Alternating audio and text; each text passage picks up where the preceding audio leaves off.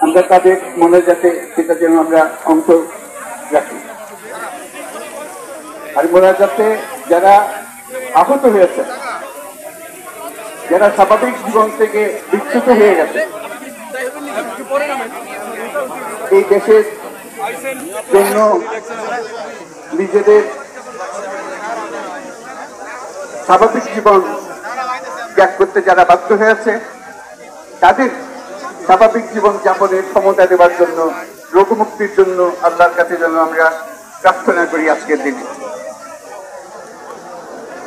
আজকের দিনে আমরা প্রার্থনা করি যে নৈকট্য আজকের দিনে আমরা শুরু করলাম, এই নৈকট্য এবং এই ঐক্য জাতির জন্য যেন স্থায়ী হয়, আমরা যেন একটা ঐক্যবদ্ধ জাতি হিসেবে সামনে এগিয়ে যেতে পারি। যারা আত্মত্যাগ করেছেন, যারা নতুন বাংলাদেশের স্বপ্ন বাস্তবায়ন করার জন্য নিজের আত্মাহুতি দিয়েছেন, বেঁচে থাকলেও স্বাভাবিক জীবন যাপন করতে পারছেন না,